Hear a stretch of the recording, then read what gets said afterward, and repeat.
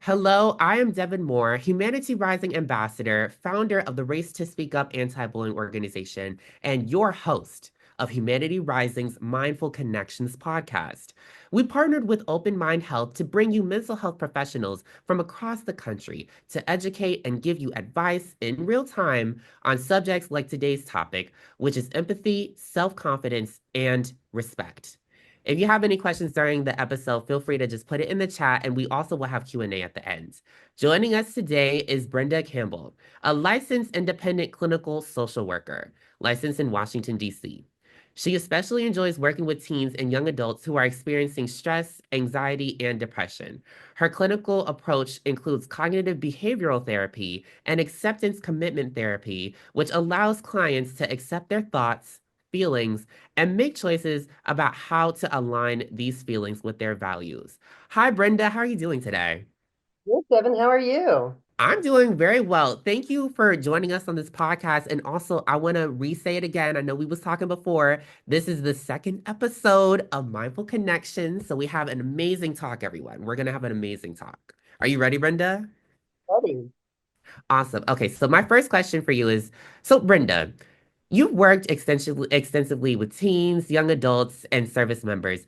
How do you approach helping these different groups develop a sense of empathy for themselves and others? I mean, I think no matter the group that you're working with, it's always the same. Before you're able to love others, you need to love yourself. And I think that's sort of the basis of trying to get people to learn about the empathy process. Loving themselves first, empathy will follow.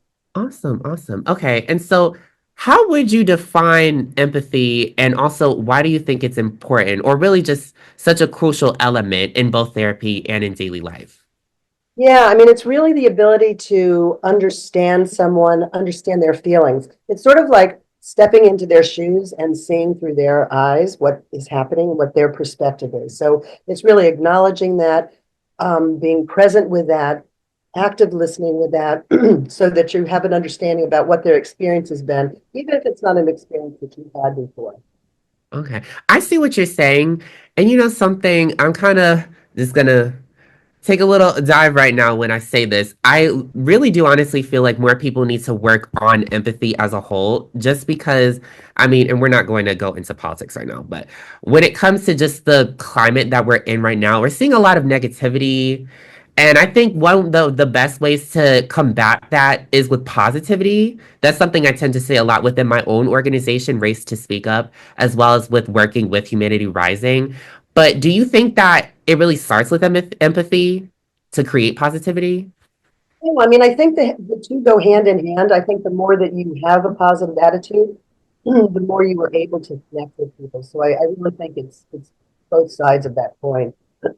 Absolutely. But it's funny. I think that I saw a workplace study recently on empathy and people in the workplace, and they said that Gen Z are more empathic employees than other generations. So I felt very hopeful about that. Part of the reason I think that is that um, there has been a shift while there's all that's going on in the world. There's also been a shift, a better recognition and acknowledgement about taking care of your mental health. And I think that young adults have a better sense about how to do that. And so I think that's part of what plays into that. Yeah, you know, I especially like what your comment on Gen Z, especially being a part of Gen Z. And that actually reminds me of something I saw a little, oh, not saw. I was speaking to another person that works within the anti-bullying like fields. I'm just gonna say like anti-bullying fields as an entrepreneur and stuff. And they were talking about how like the resilience of Gen Z, of just the Gen Z population, is really just almost out of this world.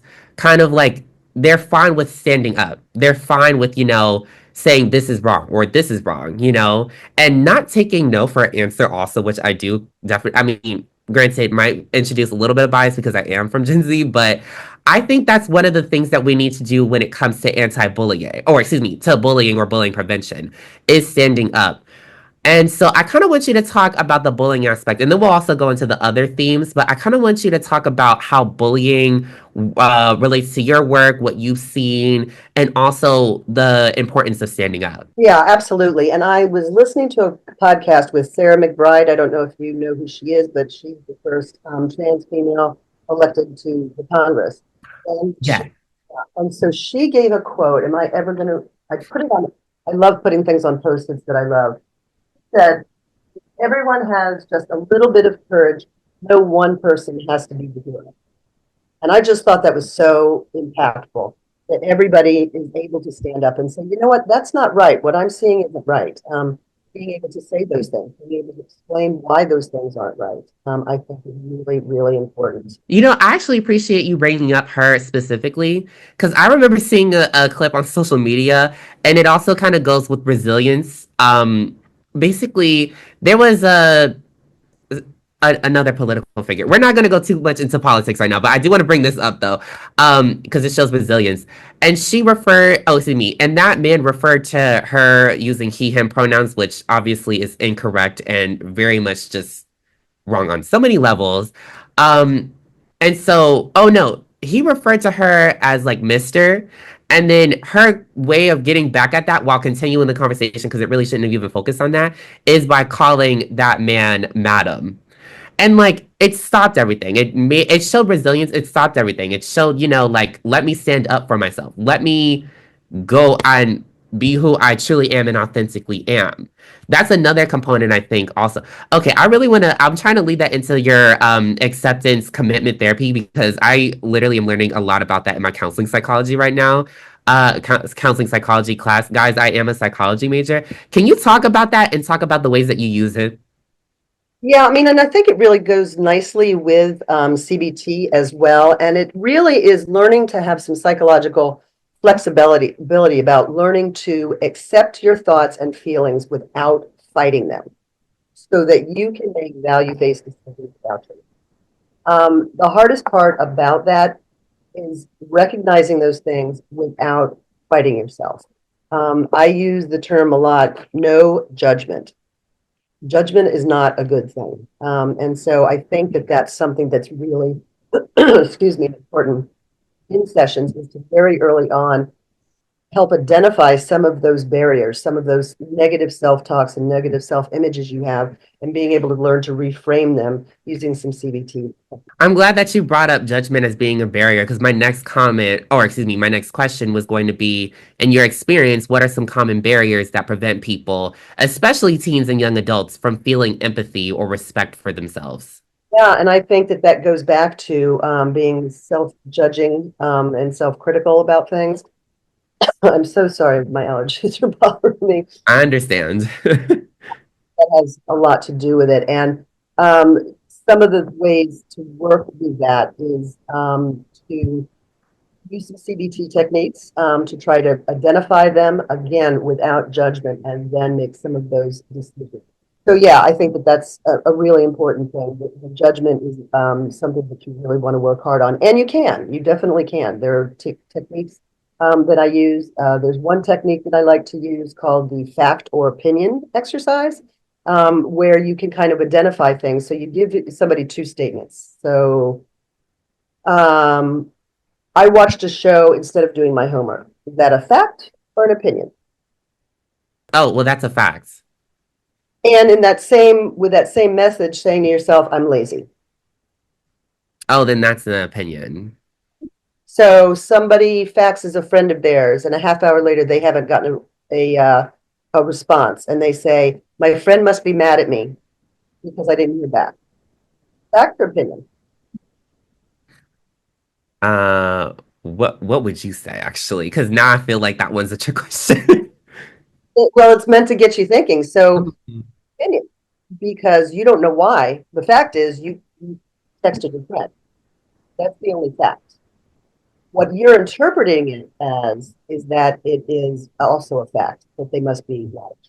When maybe they were in a class, maybe they were having a conversation with their parents. You don't know what the answer. So reading those negative messages in, that's the thing where you can stop it and say, assume positive intent until you have all the facts. So that's something I do that kind of helps tease that out and start to recognize, oh, that's an opinion. Yeah. And I have the ability to change that opinion if I want to. Yeah, I think the power of words really can just go so far within, really within all of the worlds. I mean, especially when not only I, but when when other ambassadors within Humanity Rising are going out and they're speaking on podcasts or bigger events, and they're talking about the power that within they're talking more about their power of words, but within their specific niche or specific department. So with anti-bullying, I'm always talking about the way that you say something and also what you say can last with the person for the full day. It can destroy their confidence or it can build them up. That's why I'm always talking about positive affirmations. I think that's one of the best things that we can do to increase confidence, to increase respect, to increase empathy, all the different components. A lot of the things that you're also talking about.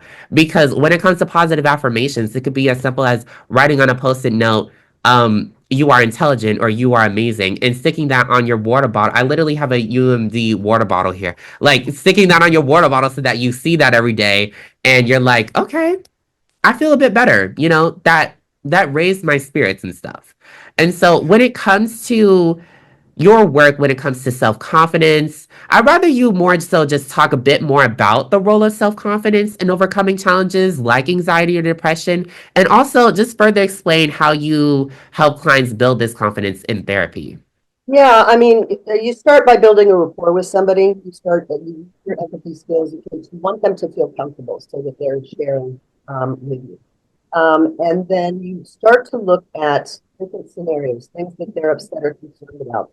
And you try to find the positive in those messages. So they will give you an example of something that happened to them. And you look for the positive pieces of it and say, because they tend to come to you and say, well, I did this and I shouldn't have done this and I didn't do that. But you can say, but you did do this. And that shows big boundaries. You did do this, and that was a really good choice. You did this, and that was kind, and that was why you made the decision. So you really try to highlight those positives so that they can accept both the positive and the challenges that they have, and they can look at those equally and say, I feel really confident about these. I feel less confident about these, but know I can improve.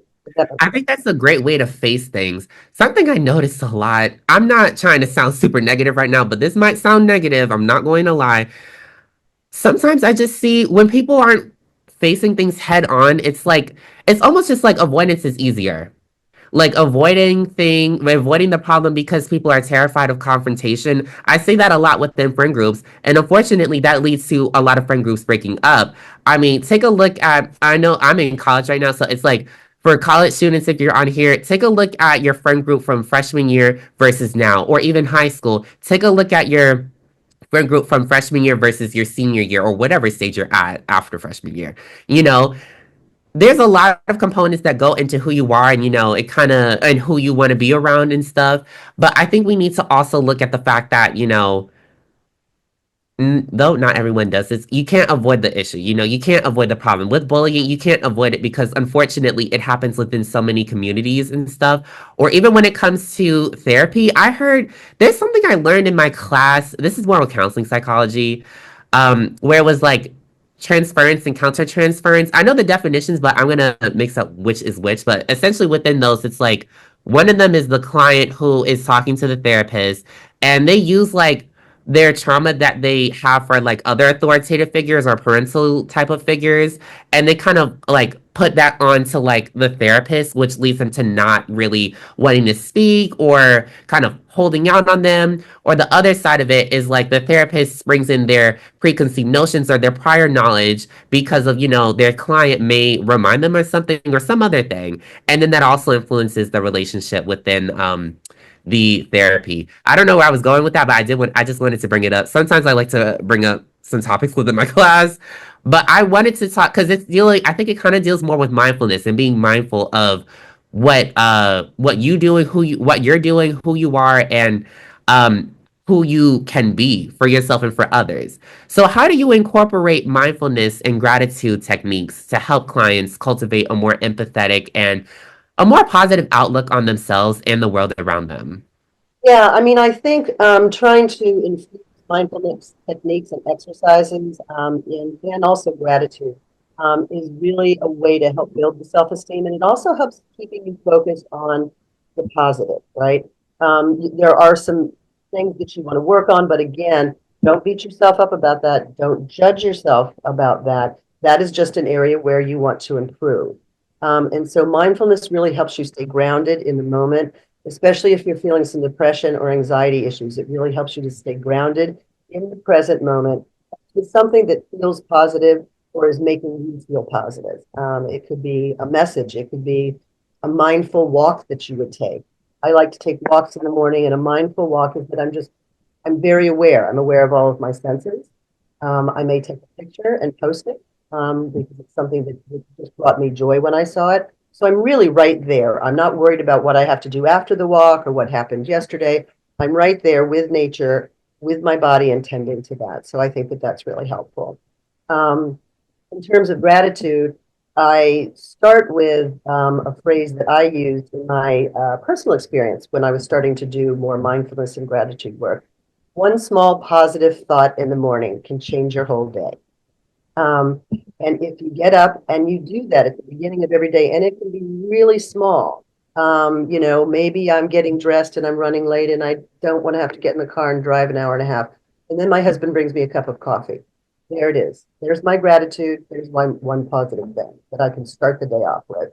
And it is amazing as you practice that, how it really can change your mindset for the day. Yeah.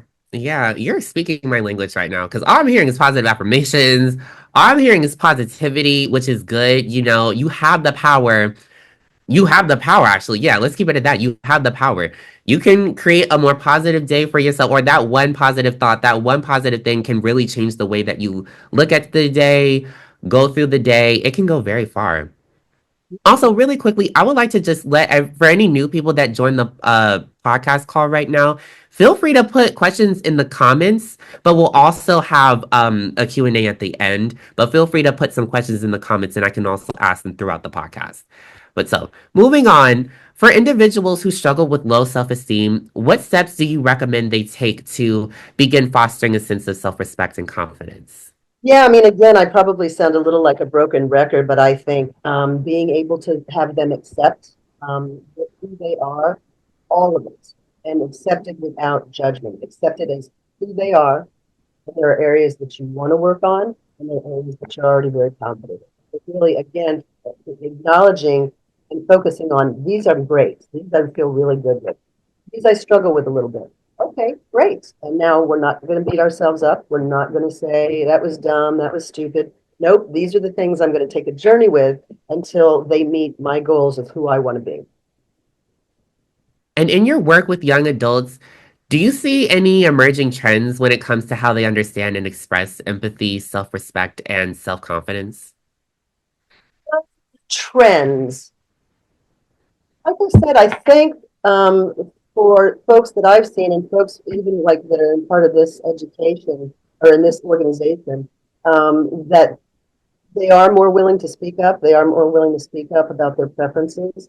I think one downside to that is sometimes young adults, you said, will sort of avoid. And I think part of the reason they do that is that they think, I'm the only person feeling this way. I'm the only person that feels insecure about this. I'm the only one that feels anxious in this situation. And I am here to tell you that that is not absolutely not true. There isn't a person alive that doesn't feel those things in some part of their life. And I think just understanding that, that's part of the human experience. This isn't me being so different from everybody else in terms of my sensitivities or my vulnerabilities. That's everybody. And so again, reinforcing that this is normal. Um, this is okay. I find that so interesting that you bring that up because one of the components that you was just talking about when it comes to feeling alone within how you're feeling, thinking you're the only person that goes, uh, and is experiencing those emotions. That kind of reminds me of a component of bullying. Also, I realize I'm saying the word, but I'm not really defining it for everyone. So, bullying it deals with power imbalance. It typically shows one person who is hurting and hating on and targeting someone who may be smaller than them, someone who they may be jealous of, taking advantage of it. And it's not random, it's for a reason. And one of the effects of bullying and hate is that component of feeling alone within yourself. When I went through bullying when I was younger, I'm not gonna lie, I did feel alone. I mean, I then it more things came about and I saw it was going on throughout the world, especially as I was going along with my journey. But it's like feeling alone is something that a lot of people feel. And I noticed that as I'm looking at these other college students, as I'm looking at high school students, any person I've given an anti-bullying workshop to who's gone through bullying. And a lot of the time, the common trend that I've noticed, if you ask me, the common trend is a lot of them feel like they're alone within the way that they feel. How how do you respond to that? How what advice would you give to someone who feels so alone and going through bullying and going through hate? How would you really respond to them? Oh yeah. How would you respond?